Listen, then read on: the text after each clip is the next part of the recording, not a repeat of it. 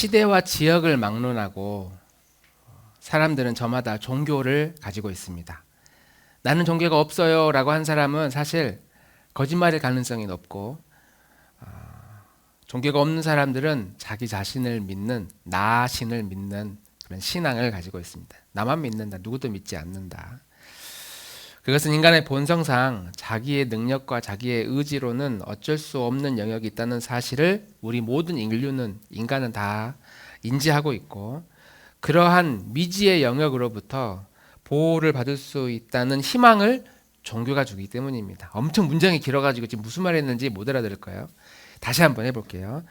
인간의 본성상 자기의 의지와 힘으로는 인간이 가지고 있는 어쩔 수 없는, 할 수 없는 영역이 있다는 사실을 모든 인류는 다 인지하고 있기 때문에, 더 어려운 말인가요? 어쩔 수 없는 일들이 세상에 너무 많이 있더라. 그래서 어쩔 수 없는 일들을 통해 위협을 받을 때마다 어떻게 내가 보호를 받을 것인가를 찾다 보니 종교를 찾게 되더라라고 하는 겁니다. 그래서 우리나라에서도 종교가 가장 많은 지역이 어디냐면 주로 해안 지역입니다. 바닷가에서 배를 타는 사람들은 툭하면 풍랑과 바람 때문에 배가 침몰하고 죽는 경우가 많았기 때문에 바닷가 지역은 무속신앙과 미신이 엄청 많이 있습니다. 그래서 우리 장우리도 본 적이 있을 거예요. 바닷가에 그 항구에 배들이 쫙 있잖아요. 그 배에 공통적으로 배마다 뭐가 있는지 혹시 알아요? 우리 승찬이는 배가 쫙 그 바닷가에 있는 거 본 적 있어요? 고기 잡는 배 봤을 텐데 아마 저게 배인가 기억을 못할 수도 있는데, 그 배마다 뭐가 있냐면 큰 장대가 있어가지고 그 장대에 빨간색, 파란색, 노란색 천이 막 나풀거리는 거 혹시 본 적 없을까요? 우리 그거 안 봤어요? 장안에 안 봤죠. 네. 우리 어른들은 많이 봤을 텐데, 이번에 그 제주도를 배경으로 했던 그 드라마에서도 배들이 공통적으로 큰 장대가 거기에 배마다 빨간색, 파란색, 노란색 그 깃발을 달고 다녀요. 그게 다 바다의 신에게 잘 보이기 위해서 매다는 그 풍습이라고 합니다. 그것을, 이런 환경의 위협으로부터 나를 보호해주는 역할을 종교가 제공해주기 때문이다. 그리고 그 인간이 위협당할 수 있는 공포 중에 가장 마지막에 있는 무서운 공포는 죽음입니다. 죽음 앞에 모든 인간은 다 특별한 공포를, 최고의 공포를 갖게 됩니다. 그래서 어떻게 해야 이 죽음의 두려움을 벗어날 수 있느냐? 대부분의 종교는 이렇게 가르쳐요. 그 죽음의 두려움으로부터 이기기 위해 뭔가를 해야 된대요. 배에다가 빨간색, 파란색, 노란색 천을 매달아 가지고 용왕님이나 그 신령들이 노하지 않도록, 마음을 풀어주도록, 기분 좋게 해주도록 그렇게 하거나, 아니면은 인간의 번뇌와 고통을 수행을 많이 해서, 돌을 많이 닦아서 좋은 행동들을 계속 반복적으로 해서, 그렇게 하면 이 죽음을 피할 수는 없는데 죽음이 오는 두려움을 이길 수는 있다. 이런 식으로 가르치기도 합니다. 특별히 불교는 그렇게 가르치죠. 이슬람교에서는 알라의 뜻에 순종해야 천국에 간다, 이렇게 가르치기도 하고, 그래서 코란과 율법을 열심히 지키면 심판날 보상받는다. 그래서 이렇게 내가 코란을 지키고 율법을 열심히 지킴으로써 누군가에게 피해를 가거나 뭐 유익하거나 이런 거는 큰 관심이 없어요. 자기는 지키는 게 중요해요. 그래서 수단과 방법을 가르지 않고 이런 코란과 같은 그들의 그 종교 법전을 지키기 위해서 아주 노력해요. 그래서 이슬람은 특히 전쟁이 많은 이유 중에 하나는, 전쟁을 해서라도, 폭력을 써서라도 우리는 이 알라의 뜻에 순종해야 된다. 좀 슬픈 이야기죠. 그러나 그들은 그렇게 하면 마지막 심판날에 보상을 받을 수 있다라는 생각을 가지고 있습니다.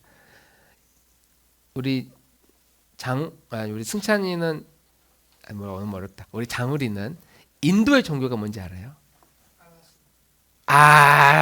방금 알라신 했어. 이슬람교. 우리 하늘이는 힌두교. 맞아요. 인도의 종교는 힌두교죠. 중국보다 더 많은 인구를 가지고 있는, 아니다. 중국 아, 중국 다음으로 인구가 많은 나라가 인도. 그래서 그 힌두교는 죽음을 피할 수는 없어. 대신에 열심히 살면 다음 생에는 너는 엄청난 그 고급 고위 관료들로 태어날 수 있다. 귀족으로 태어날 수 있다. 이런 식으로 가르칩니다.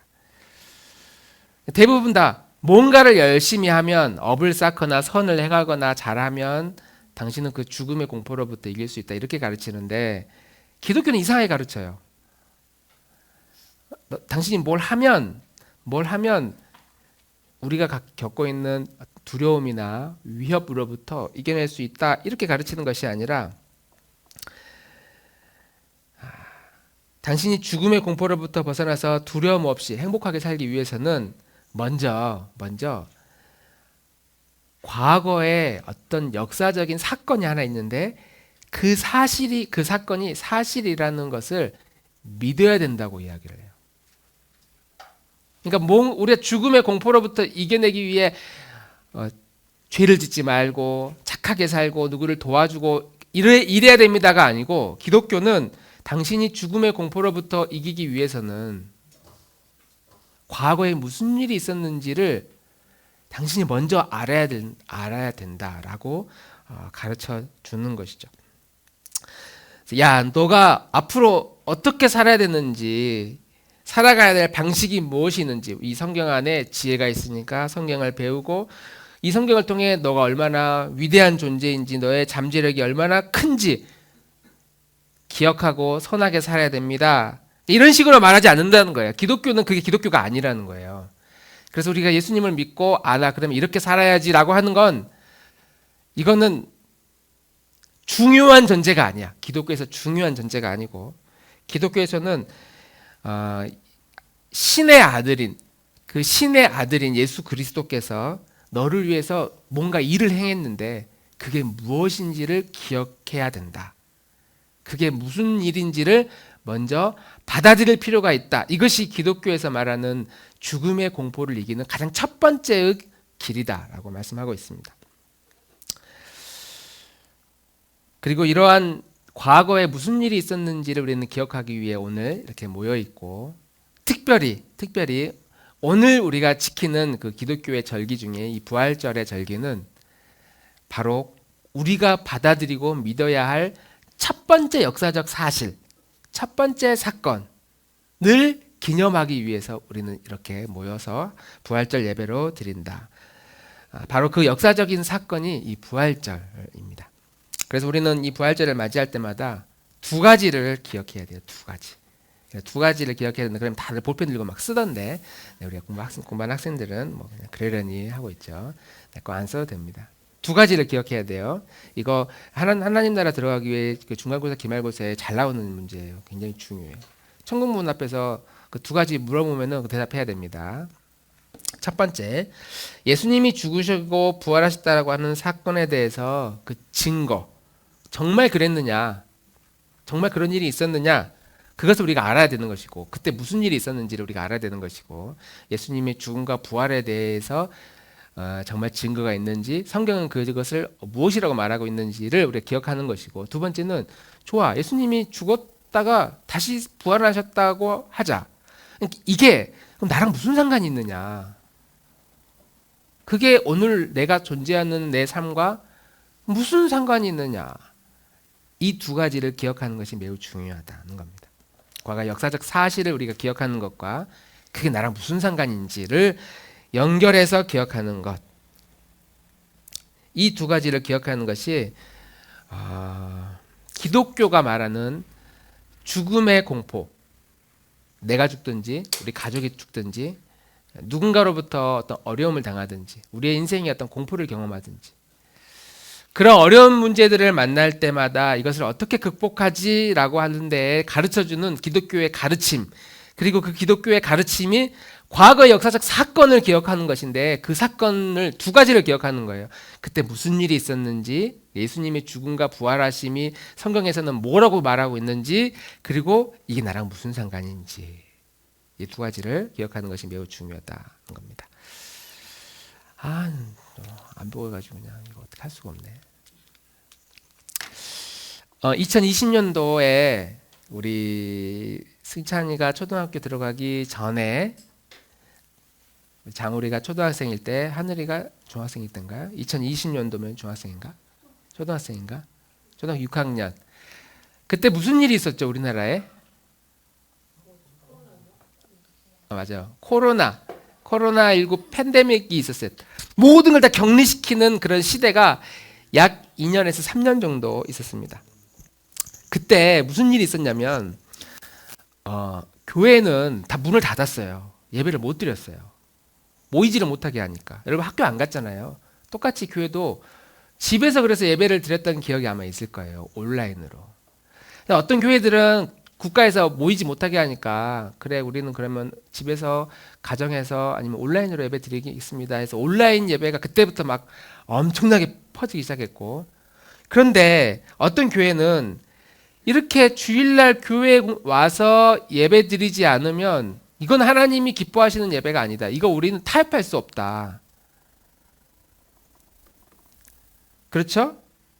타협할 수 없기 때문에 그래도 끝까지 교회에 와서 예배 드렸던 교회들이 있었단 말이에요.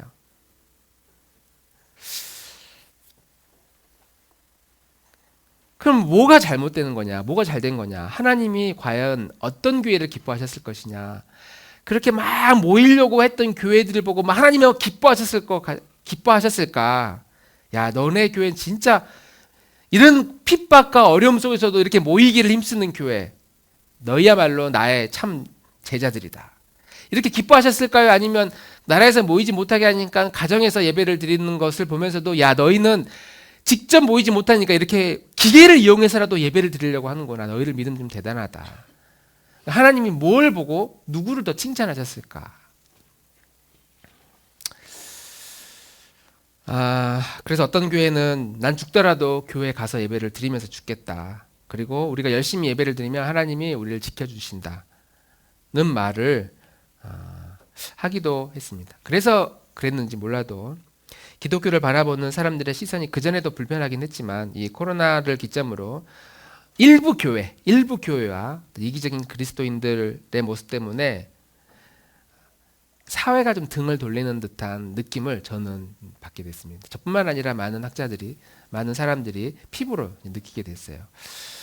교회를 와야 된다, 오지 않아야 된다, 뭐 여기에 대해서 우리는 어떤 결론을 내릴 수는 없지만 어쨌든 그런 모습 때문에 많은 사람들이 마음의 상처를 받고 우리도 알았는데 교회가 왜 계속 이렇게 모여?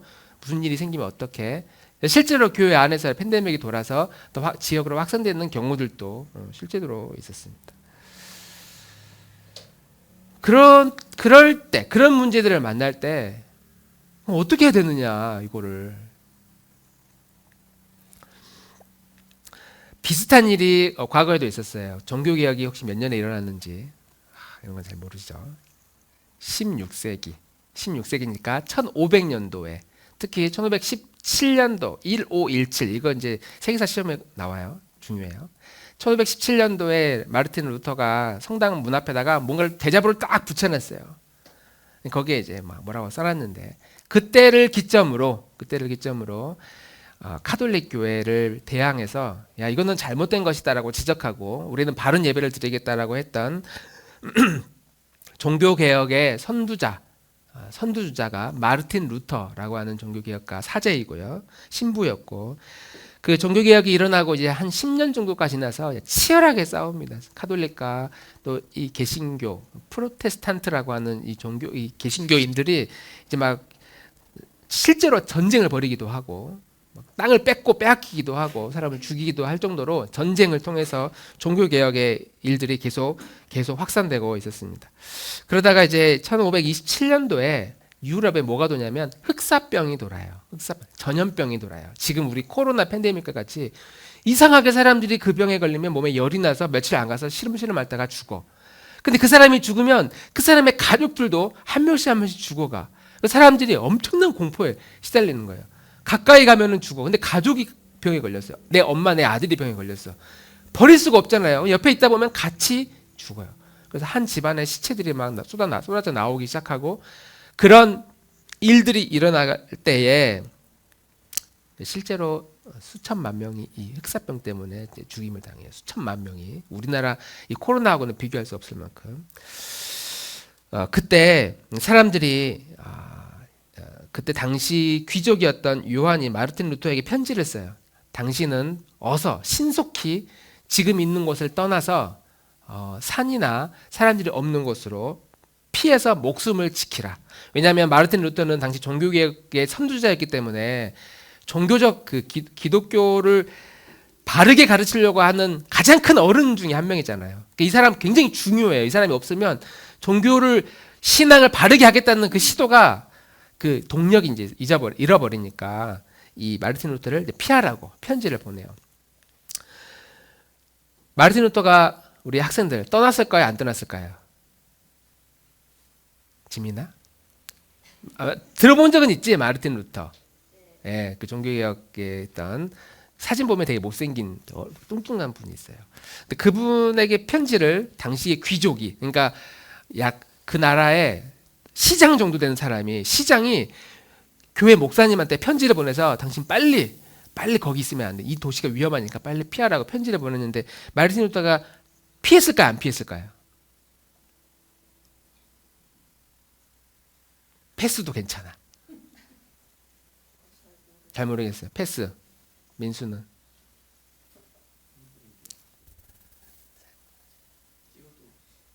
네, 찍으면 50%. 네. 이거 어렵게 생각하면 안 되는데 쉽게 단순하게 생각해야 되는데. 자, 됐어요. 제가 말할게요. 아니, 속으로 생각하는 게 맞을 거야. 맞을 거예요. 왜냐하면 안 도망갔으니까 이런 거 물어봤겠지. 그러면은 야, 역시 마르틴 루터는 믿음이 좋은 사람이구나. 목숨을 걸고 이렇게 사람들을 돌보는 사람. 우리 같으면 무서워서 도망갈 텐데 겁이 나니까. 실제로 마르틴 루터는 도시에 남아서 병들어서 죽어가는 사람들을 계속 돌봤다고 합니다. 그리고 책을 한 권 썼어요. 사람들을 돌보면서 아주 얇은 그 에세이 책을 한 권 썼는데, 보고서를 썼는데, 그 책 제목이 뭐냐면 치명적인 전염병을 피하여 떠나도 되는가. 아주 현실적인 책이죠. 치명적인 전염병을 피하여 떠나도 되는가. 그러니까 왜냐하면 마르틴 루터는 떠나지 않고 도시에서 아픈 사람들을 지켰는데 많은 사람들이 막 고민해 한다는 거예요. 특히 교회 다니는 그 기독교인들이 고민해 하고 있는 거예요. 이게 그럼 내가 살기 위해서 도망가야 될지, 나도 그러면 루터처럼 마을에 남아서 사람들을 살려야 될지 혼란스러워 한다는 말이에요. 그래서 글을 썼어요. 치명적인 전염병이 있을 때 피해서 도망가도 되는가. 어디 가요? 네, 우리 매주마다 꼭 중간에 한 번씩 움직이지 말고, 네, 그렇게 좀 움직이지 말고. 네, 무슨 얘기했지? 그래 여기에서 이제 이렇게요. 자, 병든 자들을 돕기 위해서 남아있든지, 병든 자들을 위해서 남아있든지, 죽음을 피해서 멀리 떠나든지, 남아있든지 떠나든지 둘 다 옳은 일이다. 둘 다 올바른 일이다. 이렇게 이야기를 해요. 마르틴 루터가. 둘 다 올바른 일이다. 내가 남아있기 때문에 내가 믿음이 좋은 게 아니라 떠나는 것도 하나님의 뜻이고 그것도 기쁜 일이다. 좋은 일이다는 거예요. 죽음을 피하는 것, 살기 위해 죽음을 피하는 것은 하나님이 우리 인간에게 심어주신 본능적인 성향이기 때문에 그것이 만약 내 이웃들에게 피해를 주는 일이 아니라면 얼마든지 피할 수 있다. 그리고 목숨을 보존하고 사망하지 않으려고 하는 것은 아주 적절한 일이다. 이렇게 글을 써준 거예요. 그리고 실제로 성경에도 그 전염병이 성 안에 들어왔을 때에 그 전염병에 걸린 사람을 격리시켜서 바깥으로 나가도록, 그래서 남아있는 사람들이 살아나도록 그렇게 격리시키라고 했으니까 교회가 코로나 팬데믹 때 사회적 거리두기를 하기 위해서, 실천하기 위해서 온라인 예배를 드리고 예배당을 폐쇄하고 각자의 집에서 어쩔 수 없이 모이지 못하게 하는 그런 일들도 옳은 일이고, 나라에서 그것을 명령해도 그것을 명령했을 때 그것을 따르는 일도 올바른 일이고, 또 교회는 적극적으로 그렇게 해야 된다는 말이죠. 반대로 만약 그리스도인들이 이 전염병을 피해서 도시를 떠나버리면 병에 걸린 사람들은 다 죽잖아요. 누가 돌봐줄 사람이 없으니까. 그래서 그들은 누가 돌봐야 되는가? 항상 성경은 강한 사람이 약한 사람을 돌보라고 이야기를 했고, 많이 가진 사람이 가지지 못한 사람에게 자기가 가진 소유물을 흘려 보내줘야 된다고 이야기를 하고 있어요. 산이 높아? 그럼 넌 깎아줘. 그래서 계곡이 너무 깊어. 그럼 높은 산을 깎아가지고 그 계곡을 메워서 평지가 될 수 있도록 하는 것이 예수님이 우리에게 가르쳐준 기독교의 중요한 사상인데, 전염병 걸린 사람들이 뭘 할 수가 없어. 자기 힘으로는 먹을 것도 구하지 못하니까 몸에 막 열은 나는데, 그래서 두려워하고 있을 때에 그런 사람들에게 있어서 힘이 있는 사람들은 병에 안 걸린 사람들이니까 그런 사람들이 다 도망가 버리면 누가 그들을 돌보느냐. 그래서 특히 16세기 당시에 시장과 같은 국가 공무원들, 경찰, 판사, 목사 이런 사람들은 최전선에서 이 사회적 약자들을 돌보는 일에 적극적으로 참여해야 된다. 그러니까 다 목숨을 피해서 살아남을 수도 있는데 권한을 가지고 있는 사람들은 그렇게 하면 안 된다.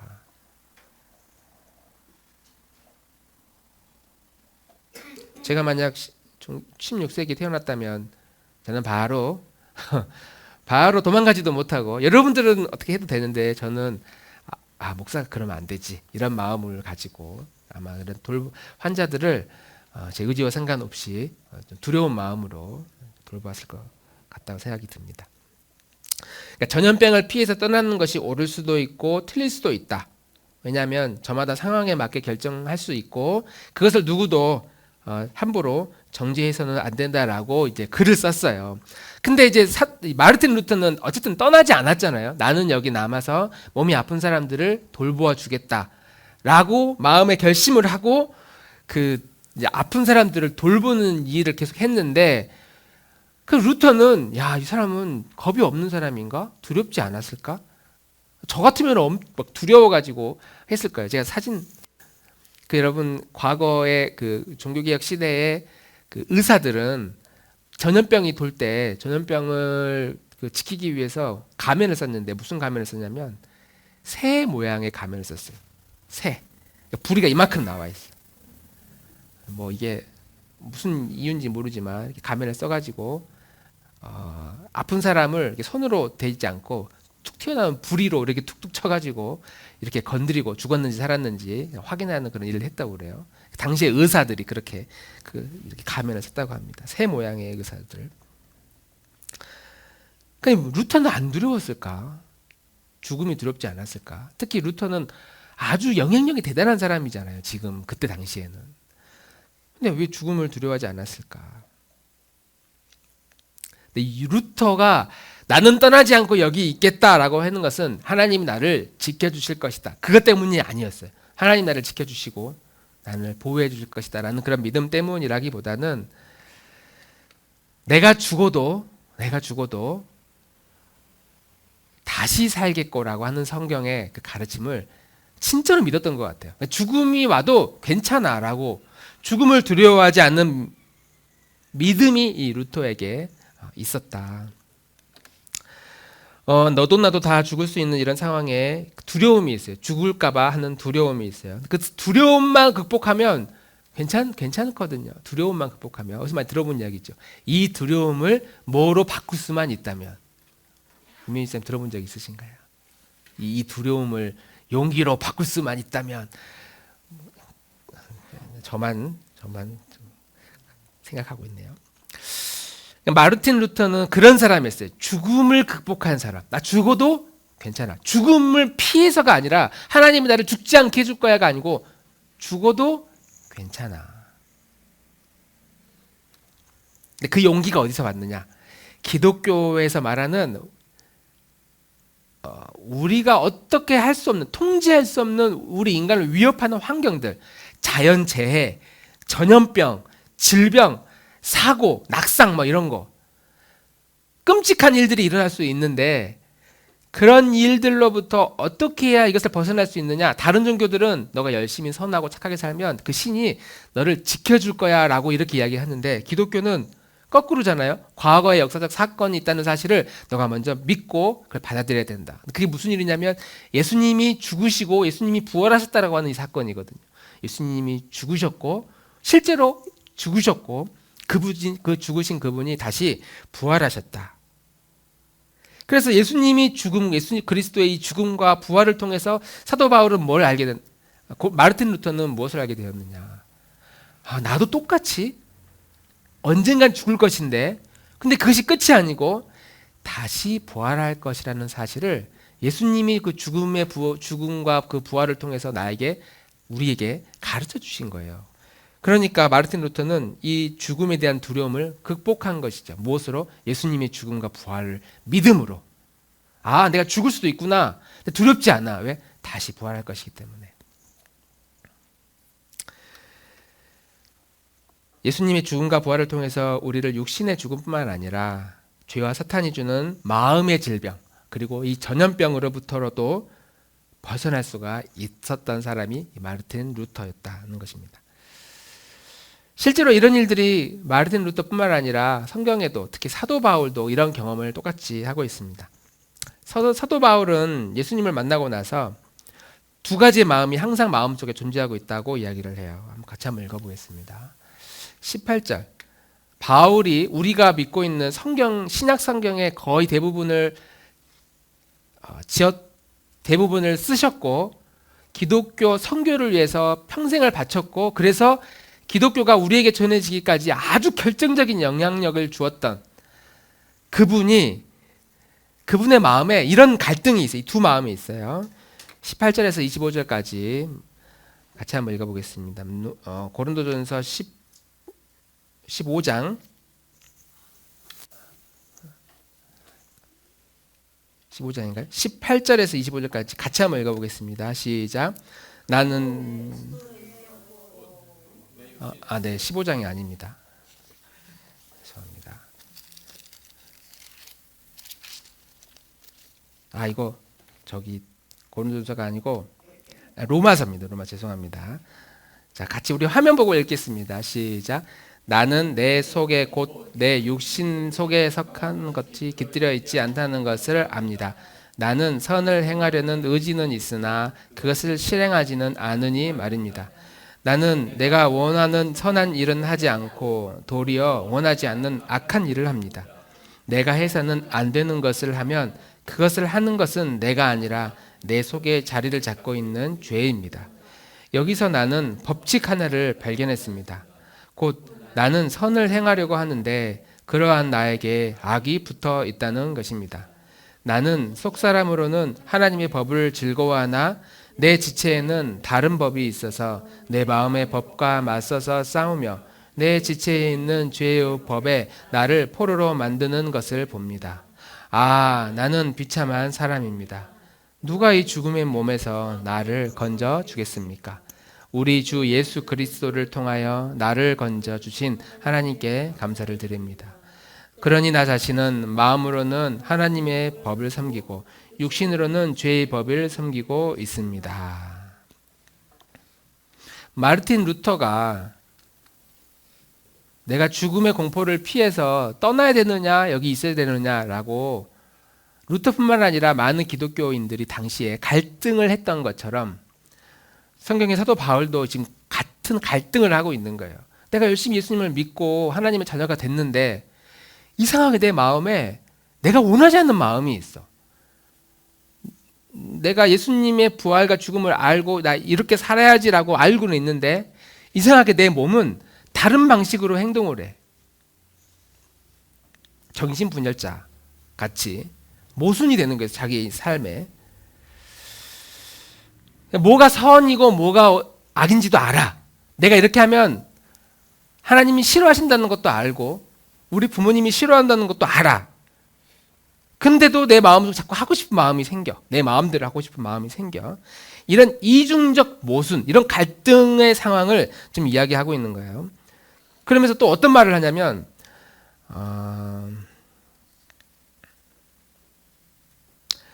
사도 바울은 자기가 사도 중에 가장 작은 자래요. 가장 작은 자, 그리고 가장 쓸모없는 자고 자기는 죄인 중에 괴수래요. 죄인 중에 괴수래요. 그런데 또 무슨 말 하냐면 그러나 나는 가장 열매를 많이 맺은 사람이고 가장 하나님께 사랑을 많이 받은 가장 진리를 많이 알고 있는 반대 이야기를 성경에서 계속 이야기를 해요. 이거는 공존할 수가 없는 표현이거든요. 나는 죄인 중에 괴수다. 만약에 여기서 여러분들에게 누군가가 야, 이 괴수야 그러면 기분이 나쁠 거예요. 근데 갑자기 그 사람이 그 사람 상대방을 보고 방금 괴수라고 그랬다가 야, 이 천사 같은 그렇게 좋은 말을 하면 누가 그 말을 신뢰하겠습니까? 바울이 자기 자신에 대해서 괴수라고 이야기했다가 천사라고 이야기했다가 천사처럼 선한 마음을 가진 존재라고 이야기를 했다가 계속 그렇게 두 가지의 서로 다른 성향에 대해서 동시에 존재하고 있다는 사실을 이야기를 해요. 그런데 그렇게 존재할 수 있는 그 힘이 어디서 나오냐면 나를 위해 죽으시고 부활하신 그리스도에게 내 바울의 소망을 두고 있었기 때문에 그것이 가능했다라고 표현을 하고 있어요. 내 마음에 이런 두 마음이 싸우고 있는 것을 바울도 알아. 이거는 이렇게 살면 안 되는데 그걸 알아, 바울도. 마음에 갈등이 있다는 것도 알아. 그런데도 계속해서 여전히 내 안에 선이 있다는 것을 늘 발견해. 왜냐? 바울에게는 예수님이 우리를 위해서 십자가에 죽으셨다라고 하는 그 죽음에 대한 두려움도 물론 있었지만 그 죽음에서 끝나는 게 아니고 그 죽음과 완전히 반대되는 영역에 부활하신 예수님이 우리를 위해 부활하셨다라는 사실, 나를 위해 부활하셨다라는 사실을 알고 나니까 내 안에 죽음과 같은 마이너스의 영역들, 두려움, 공포, 염려, 스트레스, 짜증, 말을 함부로 하는 것, 사람을 속이는 것, 이런 부정적인 마이너스의 그런 감정들이 내 안에 있어도 괜찮아. 왜? 예수님은 그것을 다 이기고 결국 부활하셨기 때문에 내 마음도 이런 마음이 있지만 이것을 이길 수 있는 그 무엇인가가 나에게는 있다. 그리고 나는 거기에 소망을 두고 있다. 바울이 거기에 소망을 두고 있었다라고 하는 사실입니다.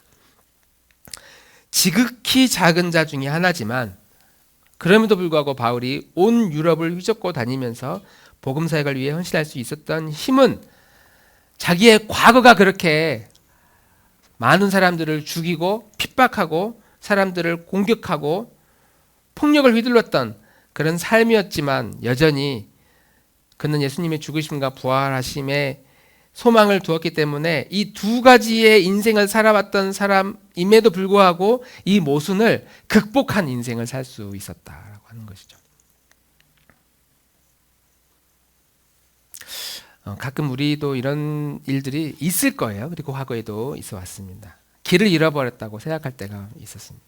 내가 이상했던 길과 전혀 다른 일들이 내 앞에 펼쳐질 때, 내가 계획한 게 있었는데 그 계획대로 안 됐을 때, 그러면 이제 의욕이 상실되죠. 그리고 그럴 때마다 우리는 그 과거가 가져다주는 상처, 그리고 그 상처 때문에 무기력함을 많이 느끼게 됩니다.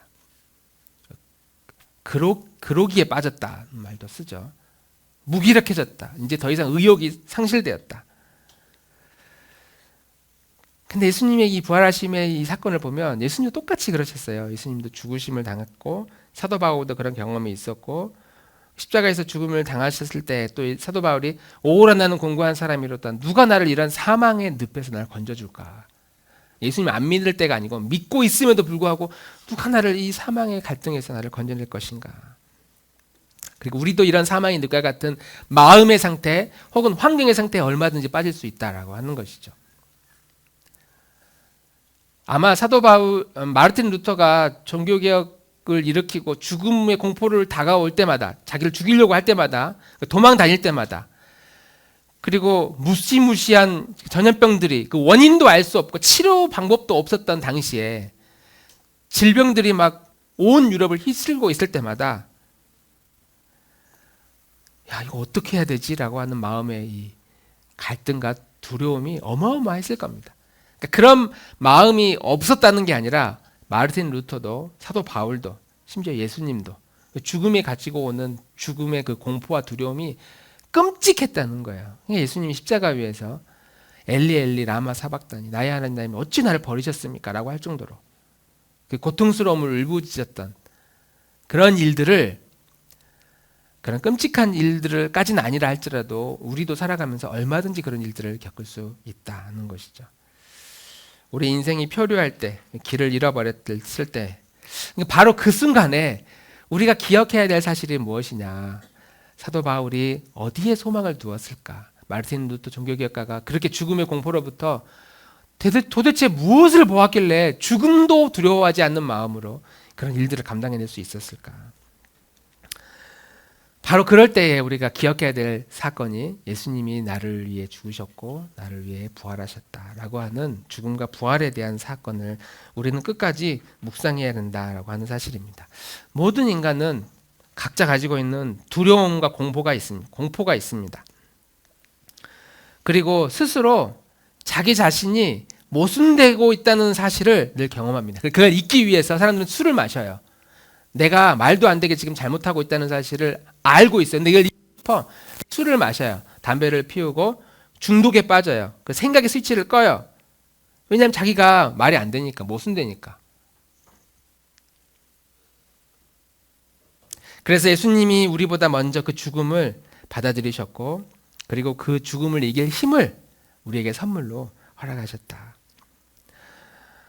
그래서 우리의 삶이 그 어떤 공포와 두려움과 슬픔이나 무기력함이 우리에게 다가온다 할지라도 우리가 무엇을 기억해야 되느냐? 아, 예수님이 부활하셨지. 그리고 우리도 나도 이러한 절망적인 환경을 만난다 할지라도 이것을 다시 부활할 힘을 하나님이 주셨구나. 마치 예수님이 부활하시고 하늘에 승천하시면서 뒤를 돌아보면서 우리의 이름을 부르면서 자, 이제 너 차례다 이렇게 말씀하시는 것과 같은 바로 그 날이 우리가 오늘 함께 예배하고 있는 부활절이다라고 하는 사실입니다.